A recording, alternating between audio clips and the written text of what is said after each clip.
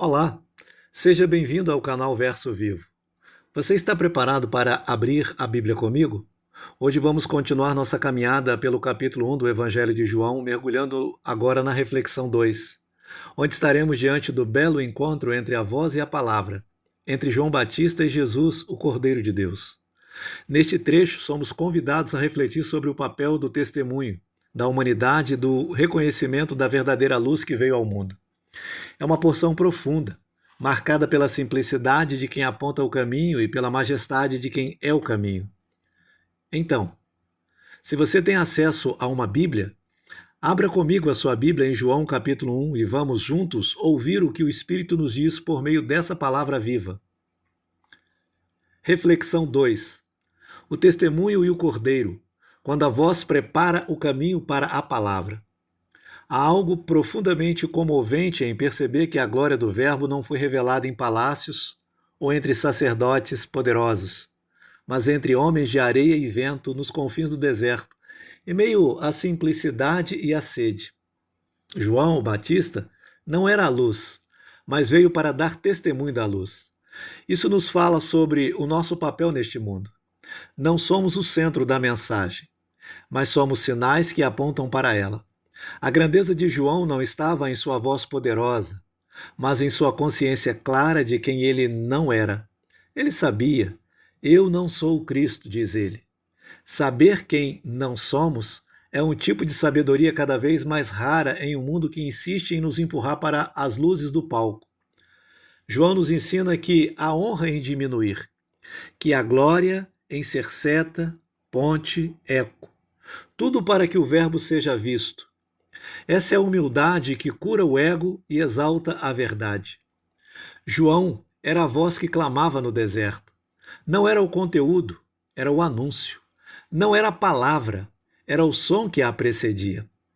O deserto, símbolo de aridez e silêncio, torna-se o cenário escolhido para que a voz de Deus fosse ouvida de novo, depois de séculos de profecia calada. É significativo que a nova aliança comece ali, entre pedras, poeira e fome, porque é nesse terreno que o coração humano se encontra mais vulnerável, mais disponível. João não apenas falava, ele vivia o que dizia. Seu estilo de vida rude e desapegado era uma denúncia viva ao sistema religioso corrompido. Sua mensagem era simples e ardente: endireitem o caminho do Senhor. Ele nos lembra de que o verdadeiro preparo espiritual não está em enfeites exteriores, mas em retidão interior. É preciso aplainar os vales da alma, derrubar os montes da soberba e alinhar o coração com a chegada de Deus. Quando os líderes religiosos o questionam sobre a sua identidade, João não vacila. Poderia até ter reivindicado para si um lugar maior. Afinal, sua fama crescia e as multidões o buscavam. E seu batismo era o assunto em Jerusalém. Mas sua resposta é desarmante. Eu batizo com água. No meio de vós está quem vós não conheceis. Aqui há uma tristeza implícita, um alerta. O Verbo estava entre eles e ainda assim era ignorado. Isso se repete todos os dias, quando preferimos as distrações da religião à presença real de Cristo.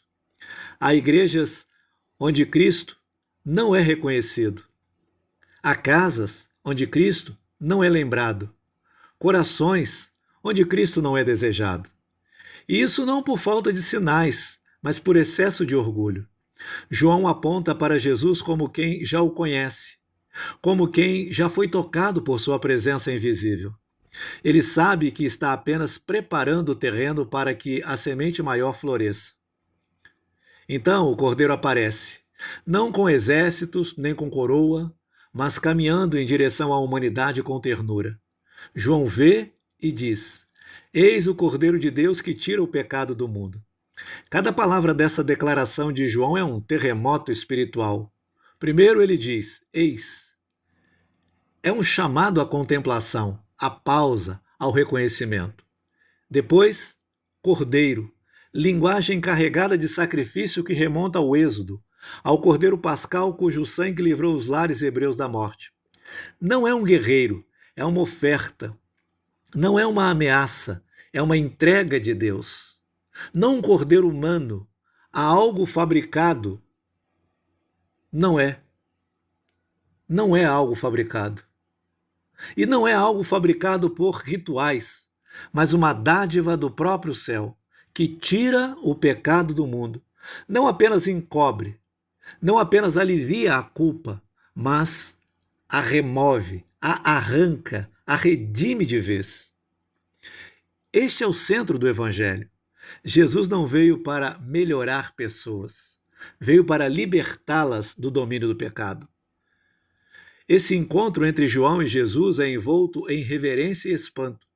João declara: Eu não o conhecia, mas o que me enviou a batizar me disse: Aquele sobre quem vires o Espírito descer e permanecer, esse é o que batiza com o Espírito Santo. O conhecimento de Jesus não nasce do intelecto ou da tradição, mas da revelação. João o reconhece porque vê o Espírito descansar sobre ele. Não foi uma visão mística ou um espetáculo teatral. Foi o selo divino sobre o Filho amado.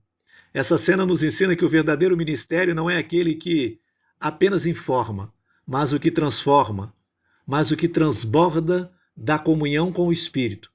Jesus não apenas batiza com água, mas com fogo, com vida, com espírito. Ele é aquele que transforma de dentro para fora, que visita as entranhas do ser e as reorganiza segundo o amor eterno. João não disputa espaço com Jesus. Pelo contrário, sua alegria é vê-lo crescer.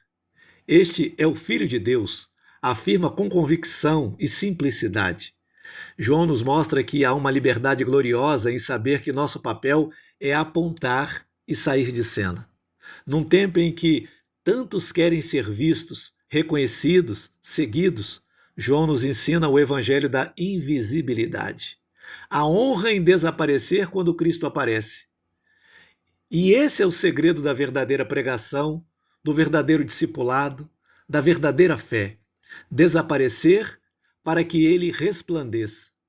Cada vez que colocamos Jesus no centro e saímos de cena, o céu sorri. E cada vez que tentamos roubar a glória que só a ele pertence, nos tornamos obstáculos para a própria luz que dizemos anunciar. Os dois discípulos de João, ao ouvirem que Jesus é o Cordeiro, seguem-no. Isso é discipulado em sua essência. Ouvir a verdade e dar passos em direção a ela. João não nos mostra outra realidade a não ser que o verdadeiro discipulador não segura os seus discípulos, não os manipula, não os prende ao seu ministério. Ele os libera. Quantos líderes hoje teriam essa coragem? João não precisa de seguidores. Ele precisa de homens que seguem a Jesus. Isso é cura de ego. Isso é maturidade espiritual. E quando os dois discípulos se aproximam de Jesus, Jesus não lhes impõe regras ou dogmas. Jesus lhes faz uma pergunta: o que vocês estão procurando? Que pergunta! O Verbo não prega primeiro, ele escuta, ele investiga o desejo, ele quer saber o que há dentro do coração deles. Essa pergunta ecoa até hoje para cada um de nós. O que você está buscando? Reconhecimento? Cura? Propósito? Amor? Em Jesus encontramos todas essas respostas. Mas só se formos honestos o suficiente para admitir o que realmente procuramos. Ao final dessa reflexão, vemos com clareza que João Batista não buscava para si a glória, mas vivia para anunciar aquele que batiza com o Espírito Santo, o Cordeiro de Deus que tira o pecado do mundo. Isso nos desafia hoje. Estamos preparados para abrir mão do nosso eu e permitir que Jesus cresça em nós? Estamos dispostos a ser voz, ponte, seta, mesmo que passamos despercebidos? Estamos dispostos a trabalhar, a vivermos para que Cristo seja conhecido? Que essa palavra nos leve a uma fé mais simples e profunda, a um discipulado mais autêntico e a uma vida mais centrada, não em nós mesmos, mas nele, que é o centro de todas as coisas. Se essa mensagem falou com você, não se esqueça de curtir esse vídeo, se inscrever no canal e compartilhar com alguém que precisa ouvir essa verdade. Ah, e claro, abra a sua Bíblia comigo na próxima reflexão de João. E até lá, que Deus te abençoe.